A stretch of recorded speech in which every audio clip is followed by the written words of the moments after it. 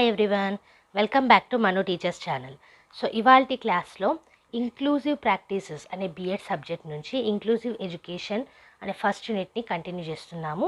అతి త్వరలో ఈ ఫస్ట్ యూనిట్ అనేది కంప్లీట్ అయిపోతుంది.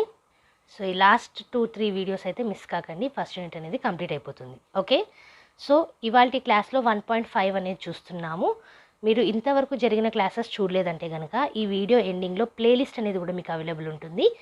సో ఆ ప్లేలిస్ట్లో ఈ ఇంక్లూజివ్ ప్రాక్టీసెస్కి సంబంధించిన సిలబస్ వీడియో కూడా ఇన్వాల్వ్ అయి ఉంటుంది. అలాగే యూనిట్ 1కి సంబంధించిన అన్ని వీడియోస్ ఉంటాయి. సో వీడియో ఎండింగ్లో కనిపించిన తర్వాత అక్కడ నుంచి చూసేయచ్చు. అండ్ వీడియోకి వెళ్ళిపోయే ముందు కొత్తగా ఛానల్ని విజిట్ చేసిన వాళ్ళు సబ్స్క్రైబ్ చేసేసుకోండి. సో సబ్స్క్రైబ్ చేసేసుకుంటే ఫ్రీయే కాబట్టి మాకు కూడా యూజ్ అవుతుంది కాబట్టి, అండ్ మంచి మంచి వీడియోస్ కూడా వస్తాయి కాబట్టి సబ్స్క్రైబ్ చేసేసుకోండి. So coming to the class. So ఇవాల్టి క్లాస్లో బ్యారియర్స్ ఆఫ్ ఇంక్లూజివ్ ఎడ్యుకేషన్ గురించి నేర్చుకుందాం. సో ఫస్ట్ నుంచి ఇంక్లూజివ్ ఎడ్యుకేషన్ అంటే ఏంటి అనేది చూస్తూ వచ్చాము, మార్జినలైజేషన్ చూసాము, డిఫరెంట్ టాపిక్స్ అనేటివి కవర్ చేసాము. ఇప్పుడు ఏంటంటే ఈ ఇంక్లూజివ్ ఎడ్యుకేషన్కి సంబంధించిన అడ్డుగోడలు, బ్యారియర్స్.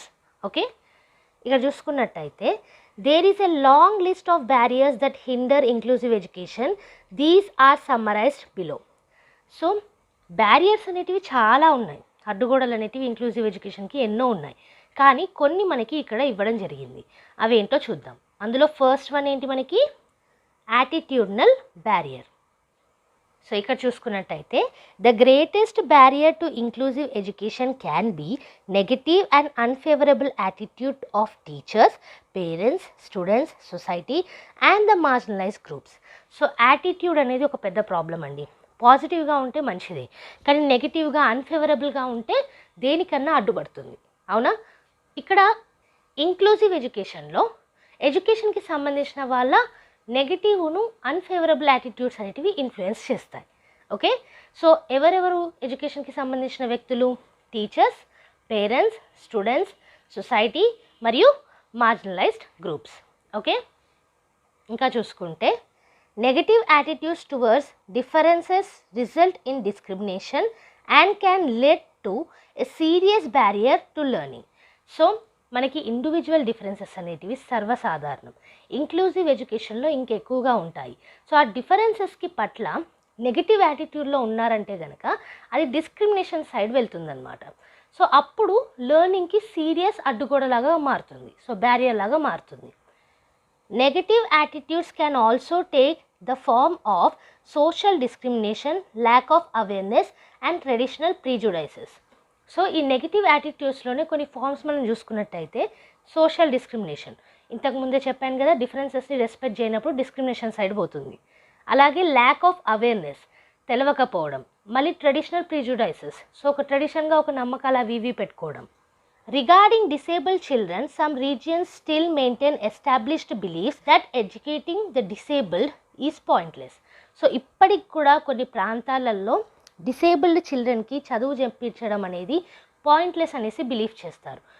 ఒకప్పుడు అమ్మాయిలకు కూడా ఇలాగే నమ్మేవాళ్ళు. అమ్మాయిలకి చదువు చెప్పడం దండగా, వాళ్ళకి పెళ్లి చేసి పంపించేయాలి, ఎందుకు చదువు చెప్పడం, ఇలాంటివి ఆలోచించేవాళ్ళు. అలాంటి పాయింట్లెస్ బిలీఫ్సే డిసేబుల్డ్ వాళ్ళకు కూడా ఉండేవి. Often the problem is identified as being caused by the child's differences rather than the education system's shortcomings. So ఇక్కడ ప్రాబ్లం ఏంటంటే ఎడ్యుకేషన్ సిస్టంలో షార్ట్ కమింగ్స్ కాదు, ఎడ్యుకేషన్ సిస్టంలో ప్రాబ్లమ్స్ కాదు. ఎక్కడుంది ప్రాబ్లం? పిల్లల యొక్క డిఫరెన్సెస్ని గుర్తించలేకపోవడం, డిసేబుల్ చిల్డ్రన్ అసలు పాయింట్లెస్, వాళ్ళకి చదువు చెప్పించడం, ఎందుకు చెప్పించడం, ఇలాంటి బిలీఫ్స్ని పెట్టుకోవడం. ఇది పాయింట్ అనమాట, ఇదే ప్రాబ్లం మనకి. Attitudes of teachers can be changed by exposing them to inclusion practices, in-service education programs, workshops and seminars, literature in the field and by learning from others' experiences. So teachers యొక్క negative యాటిట్యూడ్ని మనం ఎలా change చేయొచ్చు అని అంటే inclusion practices ద్వారా. అందుకే మనకి pre service ఎడ్యుకేషన్లో అంటే బిఎడ్ లాంటి వాటిలో ఇంక్లూజివ్ ఎడ్యుకేషన్, ఇంక్లూజివ్ ప్రాక్టీసెస్ అనే సబ్జెక్ట్ తీసుకొచ్చారు. అలాగే ఇన్ సర్వీస్ ఎడ్యుకేషన్ ప్రోగ్రామ్స్ అనేటివి నిర్వహించడము, వర్క్షాప్స్, సెమినార్స్ వీటిని నిర్వహించడము, లేదా ఇతరుల ఎక్స్పీరియన్సెస్ ద్వారా కూడా నేర్చుకోవడము, ఇలాంటి వాటి ద్వారా నెగిటివ్ యాటిట్యూడ్ అనేది తగ్గించవచ్చు అండ్ పాజిటివ్ యాటిట్యూడ్ అనేది పెంచవచ్చు. Similarly, negative and unfavorable attitudes of parents, students, society and marginalized groups can also be changed through awareness programs. మరి టీచర్స్కి అయితే ఈ workshops, seminars, in service education programmes ద్వారా చేస్తున్నారు. మరి పేరెంట్స్కి, స్టూడెంట్స్కి, సొసైటీకి, మార్జినలైజ్డ్ గ్రూప్స్కి దేని ద్వారా చేయొచ్చు? వాళ్ళకి అవేర్నెస్ తీసుకురావడం ద్వారా. ఓకే, ఈ ఇంక్లూజివ్ ఎడ్యుకేషన్ మీద, డిసేబుల్డ్ పీపుల్ మీద, ఈ డిఫరెన్సెస్ మీద అవేర్నెస్ తీసుకురావడం ద్వారా చేయొచ్చు. Okay, so that is about the attitudinal barrier. Attitude నెగిటివ్గా ఉండడము, అలాగే అన్ఫేవరబుల్ యాటిట్యూడ్స్ ఉండడమే ఇక్కడ ప్రాబ్లం అవుతుంది. సో ఎడ్యుకేషన్కి సంబంధించిన పర్సన్స్కి ఈ అవేర్నెస్ ద్వారా, ప్రోగ్రామ్స్ ద్వారా, డిఫరెన్సెస్ని తెలియజేయడం ద్వారా, వీటి ద్వారా మార్చొచ్చు. నెక్స్ట్ చూసుకున్నట్టయితే ఫిజికల్ బ్యారియర్. ఇక్కడ చూసుకుంటే the vast majority of centres of learning are physically not accessible to many learners, especially to those who have physical disabilities and the marginalised groups. So ఇక్కడ చాలా ఎడ్యుకేషన్ సెంటర్స్ అనేటివి ఫిజికల్గా చాలా లెర్నర్స్కి available ఉండట్లేదు, స్పెషల్గా marginalised groups మరియు physically disabled వాళ్ళకి. Okay, in poorer, particularly rural areas, the centers of learning are often inaccessible largely because buildings are run down, poorly maintained. So ఈ పూరర్ ఏరియాస్లో, రూరల్ ఏరియాస్, విలేజ్ ఏరియాస్లో ఈ learning centres అనేటివి ఎందుకు accessible లేవు అని అంటే బిల్డింగ్స్ అనేటివి సరిగ్గా మెయింటైన్ చేయలేకపోవడం. ఓకే, స్కూల్ బిల్డింగ్స్ అనేటివి they are unhealthy and unsafe for all learners. So అక్కడ చదువుకోవడం ద్వారా అన్సేఫే ఉంటుంది అండ్ అన్హెల్దీ ఉంటుంది. సడన్గా బిల్డింగ్ అనేది కూలిపోవచ్చు, లేదా అక్కడ వాటర్ స్టాగ్నేషన్ అయ్యి మస్కిటోస్ పెరిగి ఇలా డిసీజెస్ రావచ్చు. Okay, many schools are not equipped to respond to special needs and the community does not provide local backing. చాలా స్కూల్స్లో స్పెషల్ నీడ్ చిల్డ్రన్కి కావాల్సిన రిసోర్సెస్ అనేటివి ఉండకపోవచ్చు, వాటిని తేయడానికి కమ్యూనిటీ కూడా హెల్ప్ చేయకపోవచ్చు, లోకల్ బ్యాకింగ్ అనేది ఉండకపోవచ్చు. Environmental barriers included doors, passageways, stairs, ramps and recreational areas. So కొన్ని ఫెసిలిటీస్ చూసుకున్నట్టయితే డోర్స్ లేకపోవడం, సరిగ్గా ప్యాసేజ్ వేస్ లేకపోవడం, స్టేర్స్ లేకపోవడం, ర్యాంప్స్ లేకపోవడం, రీక్రియేషనల్ ఏరియాస్ లేకపోవడం, ఇలాంటివి. Okay, the major problem identified by many students is physically getting in to school. అతిపెద్ద ప్రాబ్లం ఏంటంటే ఫిజికల్గా మనం స్కూల్కి వెళ్ళడం, ట్రాన్స్పోర్టేషన్ ప్రాబ్లం కానివ్వండి, స్కూల్కి వెళ్ళే దారులు కానివ్వండి, ఇలాంటివి. Okay, establishing neighbourhood schools, providing transport facilities, modifications in the building structure and classroom setting with regard to environmental barriers including doors, passageways, stairs, ramps and recreational areas can be helpful to suit the differently abled. So transport facilities చేయడము, classrooms ని మంచిగా build చేయడము, school యొక్క structure కరెక్ట్గా maintain చేయడము, so నైబర్హుడ్లో schools అనేటివి establish చేయడము, వీటన్నిటి ద్వారా డిఫరెంట్లీ ఏబుల్ చిల్డ్రన్కి కొంతవరకు ఈ ఫిజికల్ బ్యారియర్స్ మనం తగ్గించవచ్చు. ఓకే, సో ఫిజికల్ బ్యారియర్స్ అంటే మెయిన్గా స్కూల్ బిల్డింగ్ సరిగ్గా లేకపోవడం, ట్రాన్స్పోర్ట్ ఫెసిలిటీస్ సరిగ్గా లేకపోవడం, క్లాస్ రూమ్లో కావాల్సిన రిసోర్సెస్ లేకపోవడం, ఇలాంటివి వస్తాయి. నెక్స్ట్ వన్ ఏంటంటే instructional barrier. A major hurdle to inclusive education is instructional barrier. అతిపెద్ద అడ్డుగోడ ఏంటి మనకి? Instructional barrier. An inclusive classroom consists of children with diverse abilities and unique needs, hence they need an instruction which will meet their special needs. So ఈ inclusive class రూమ్లోనే different people ఉంటారు, divorce ఎబిలిటీస్తో ఉంటారు children. So అందుకే కొత్త పద్ధతులు అనేటివి అవసరం ఉంటాయి. సో అందుకే ఇన్స్ట్రక్షన్ అనేది compulsory. But if teachers follow traditional approaches like whole class lecture method with common assessment procedures, a fixed timetable, a single textbook and rigid age grouping, focusing on marks/grades and ignoring attitudes/inabilities, not caring to give individual attention when required. Inconducive learning environment, no rapport between teacher and students, passive methods of teaching, lack of appropriate teaching learning material, non-participation of students in classroom activities and lack of motivation, encouragement, support and cooperation of teacher during classroom interaction can become an instructional barrier for inclusive education. So ikkada em cheptunnaru ante traditional ways use చేయడం, common assessment పద్ధతులు use చేయడం, time table ఫిక్స్డ్గా ఉంచడము, single text బుక్నే use చేయడము, age grouping అనేది చేయడము, అలాగే మార్క్స్ను గ్రేడ్స్ మీద ఫోకస్ అనేది చేయడము, ఎబిలిటీస్ ఇన్ఎబిలిటీస్ని ఇగ్నోర్ చేయడం మొత్తానికి.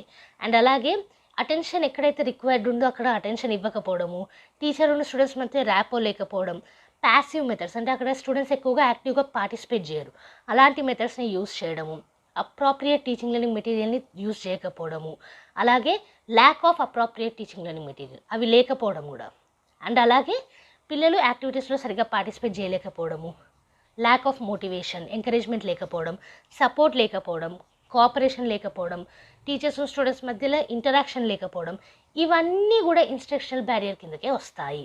Okay, apart from these there are other aspects which also become hurdles to inclusion. They are, so ఇవే కాకుండా ఇంకా కొన్ని హర్డిల్స్ కూడా ఉన్నాయి, అడ్డుగోడలు ఉన్నాయి. అవి ఏంటి అని అంటే, ఫస్ట్ ఏంటంటే ఇది ఇన్స్ట్రక్షనల్ బ్యారియర్లోనే కరికులం.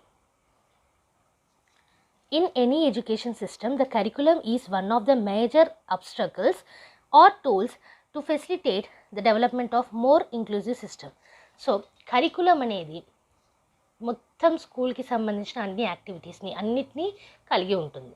సో ఎడ్యుకేషన్ సిస్టంలో ఈ కరికులం అనేది పెద్ద ఆబ్స్టకిల్ కూడా కావచ్చు, లేదా ఒక టూల్ కూడా కావచ్చు ఇంక్లూజివ్ సిస్టమ్ని డెవలప్ చేయడానికి. Okay, curriculum is often unable to meet the needs of a wide range of different learners. So different learners మనకి ఇంక్లూజివ్ ఎడ్యుకేషన్లో ఉంటారు కాబట్టి అందరి నీడ్స్ని రీచ్ అయ్యేలాగా కరికులం ఎక్కువగా ఉండలేకపోతుంది. In many context the curriculum is centrally design and rigid, leaving little flexibility for local adaptations or for teachers to experiment and try out new approaches. So curriculum ఫిక్స్డ్గా ఉండడం వల్ల, రిజిడ్గా ఉండడం వల్ల, ఫ్లెక్సిబిలిటీ లేకపోవడం వల్ల కొత్త కొత్త పద్ధతుల్ని తీసుకురావడానికి కొంచెం కష్టమవుతుంది. దానివల్ల చాలామంది నీడ్స్ అనేటివి ఫుల్ఫిల్ కాకపోవచ్చు. The content might be distant to the reality in which the students live and therefore inaccessible and unmotivating. So కరికులంలో ఉన్న కంటెంట్ అనేది ఒకవేళ రియాలిటీకి తగ్గట్టుగా ఉండకపోతే పిల్లలకి అది అన్మోటివేటింగ్గా ఉంటుంది.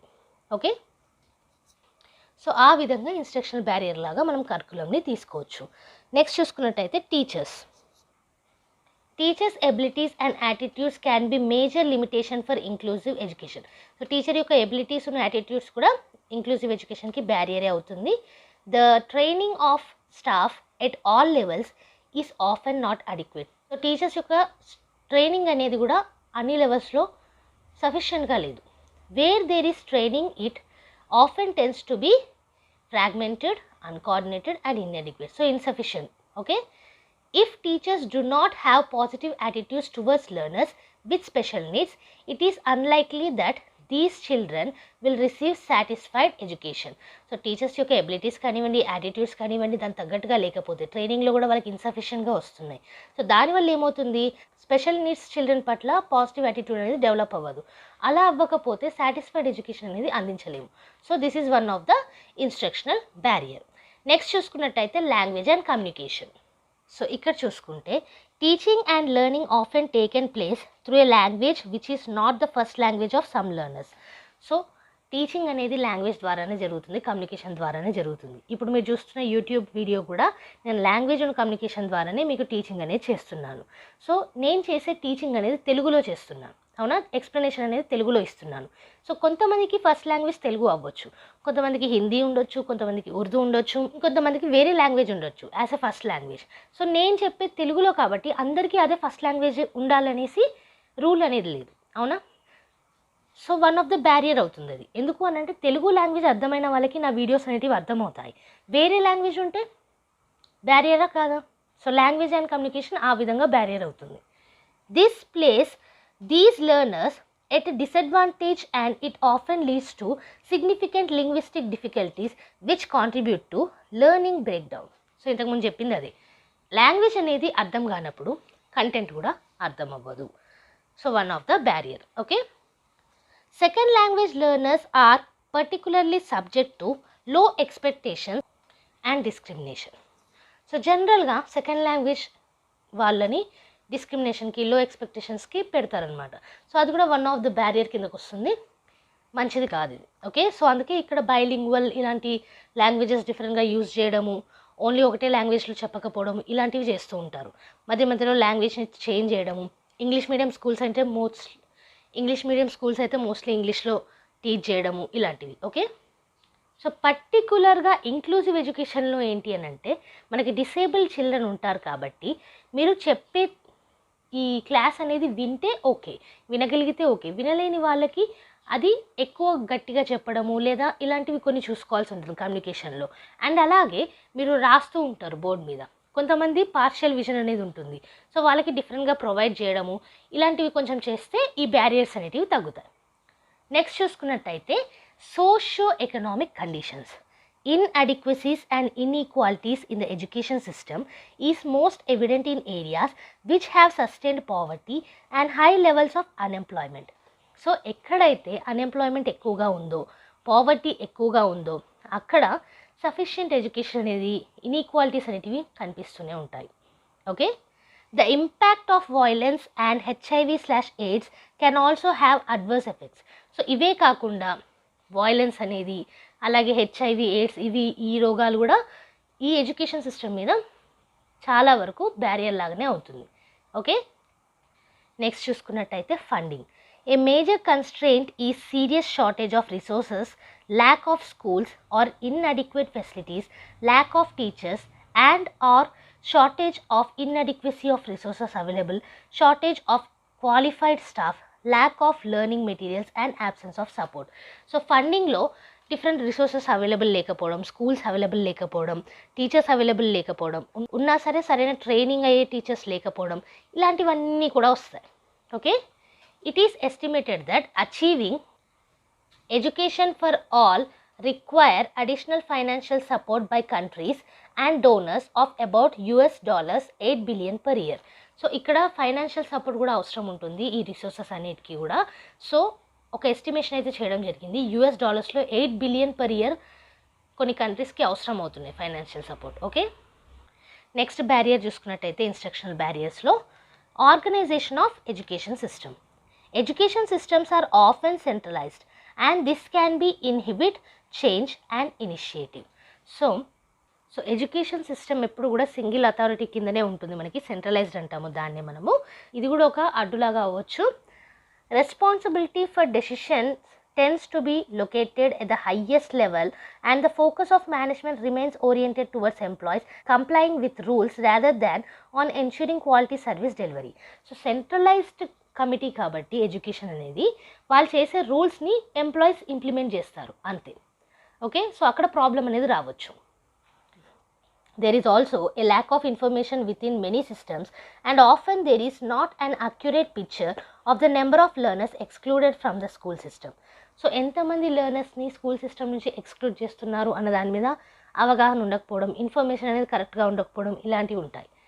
Only a small percentage of learners who are categorized as having special needs receive appropriate education in ordinary schools or special settings and there is no support available for those learners who are outside the system. So సిస్టంలో ఉండి అన్ని papers ఉండి disability అని prove చేసుకొని inclusive ఎడ్యుకేషన్లో మాకు కూడా education వస్తుంది అనేసి ఉన్న వాళ్ళకి ఎడ్యుకేషన్ అనేది కరెక్ట్గా అందుతుంది. కానీ అలా అవుట్ సైడ్ ద సిస్టంలో ఉన్న వాళ్ళకి ఎడ్యుకేషన్ అనేది కరెక్ట్గా అందట్లేదు. So one of the barrier కిందకి వస్తుంది. Existing provision after primary school is inadequate to meet the needs. So primary school తర్వాత ఉండే ఈ ఆర్గనైజేషన్ ఆఫ్ ఎడ్యుకేషన్ ఏమైతే ఉందో ఇంక్లూజివ్ ఎడ్యుకేషన్లో అది సఫిషియెంట్గా లేదు. ఓకే, నెక్స్ట్ థింగ్ ఏంటంటే policies and programs. Policy makers who do not understand or accept the concept of inclusive education are a barrier to the implementation of inclusive policies. So ఇంతకుముందే మనం attitudes గురించి నేర్చుకున్నాం, ఇక్కడ కూడా అంతే. నెగిటివ్ యాటిట్యూడ్ ఉన్న policy makers ఎవరైతే ఉంటారో వాళ్ళు ఒక బ్యారియర్ లాగా అవ్వచ్చు ఇంక్లూజివ్ పాలసీస్ని ఇంప్లిమెంట్ చేయడంలో. In some countries there may still exist policies that facilitate the possibility for authorities to declare that some children are uneducatable. కొన్ని కంట్రీస్లో ఇప్పటికి కూడా కొందరు చిల్డ్రన్ అన్ఎడ్యుకేటబుల్ అని డిక్లేర్ చేయడానికి కొన్ని పాలసీస్ అనేటివి ఉన్నాయి. Okay, which is a big barrier. Usually this practice applies to children with severe intellectual disability. So ఎక్కువగా ఇంటలెక్చువల్ డిసేబిలిటీ ఉంటే వాళ్ళకి ఈ పాలసీ అనేది, ఈ ప్రాక్టీస్ అనేది అప్లై అవుతుంది. ఏ ప్రాక్టీస్ అది? అన్ఎడ్యుకేటబుల్ చిల్డ్రన్ అనేసి. Okay, in some countries the education of some specific groups of learners might take responsibility of another authority than the Ministry of Education. So కొన్ని కంట్రీస్లో ఈ కొన్ని గ్రూప్స్కి సంబంధించిన లెర్నర్స్ పట్ల రెస్పాన్సిబిలిటీ అనేది వేరే అథారిటీ తీసుకోవచ్చు, ఓన్లీ మినిస్టర్ ఆఫ్ ఎడ్యుకేషన్ కాకుండా. Very often this leads to a situation where these learners are not expected to participate in mainstream education and consequently they do not have equal opportunities for further education or employment. So చాలా వరకు ఇలాంటి situation దేనికి lead చేస్తుంది అని అంటే, ఈ disability ఉన్న వాళ్ళు మెయిన్ స్ట్రీమ్ ఎడ్యుకేషన్లో ఎక్కువగా పార్టిసిపేట్ చేయనీయకుండా, వాళ్ళకి ఈక్వల్ ఆపర్చునిటీస్ ఇవ్వకుండా, ఎడ్యుకేషన్ ఆర్ ఎంప్లాయ్మెంట్లో ఫర్దర్గా ఈక్వల్ ఆపర్చునిటీస్ లేకుండా ఇలా అవుతుందన్నమాట ఈ పాలసీను ప్రోగ్రామ్స్ వల్ల, ఒకవేళ పాలసీ మేకర్స్ యాటిట్యూడ్ అనేది కరెక్ట్గా లేకపోతే. నెక్స్ట్ థింగ్ ఏంటంటే ఇన్అడిక్వేట్ నాలెడ్జ్, అంటే సఫిషియంట్ నాలెడ్జ్ అనేది లేకపోవడం ఇంక్లూజివ్ ఎడ్యుకేషన్ మీద. The terminologies like impairment, disability and handicap are interchangeably used by professionals, though there is a change in the interpretations of the terms. So ఈ impairment, disability and అలాగే handicap, ఈ words అనేటివి ఇంటర్చేంజబుల్గా use చేస్తున్నాం. Okay, so దాని మధ్యలో కొంచెం similarities ఉన్నా సరే డిఫరెన్సెస్ కూడా ఉన్నాయి, వాటి గురించి తెలుసుకోలేకపోవడం. It is important that the teacher must be aware of the definitions with respect to the area of disability. So టీచర్స్కి కంపల్సరీగా అవేర్నెస్ అనేది ఉండాలి. సో ఇక్కడ మనం చూసుకున్నట్టయితే ఫస్ట్ థింగ్ ఏంటి మనకి? ఇంపైర్మెంట్. ఓకే, ఇంపైర్మెంట్ అంటే means damage of the tissues. So tissues యొక్క డ్యామేజ్ని ఇంపైర్మెంట్ అంటాం.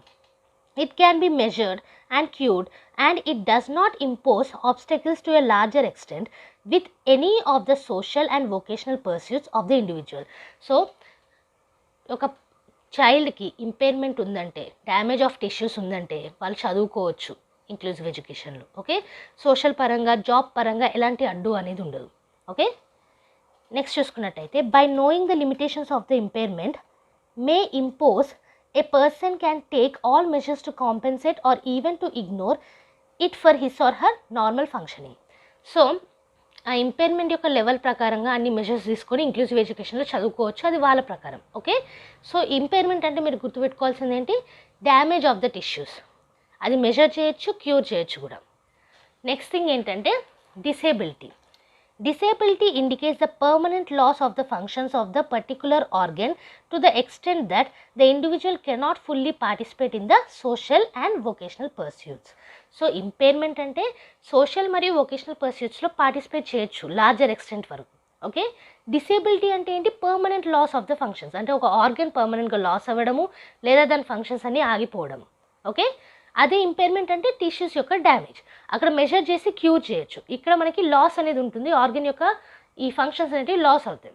ఓకే, సో ఇక్కడ సోషల్ అండ్ వొకేషనల్ పర్సూట్స్లో కొంతవరకు అడ్డంకులు అనేవి వస్తాయి, ఫుల్గా పార్టిసిపేట్ చేయలేరు. But this condition does not prevent the individual from overcoming his or her disability condition and from using his or her skills to optimum level possible. So ఈ disability అనేది అడ్డు కూడా కాదండి.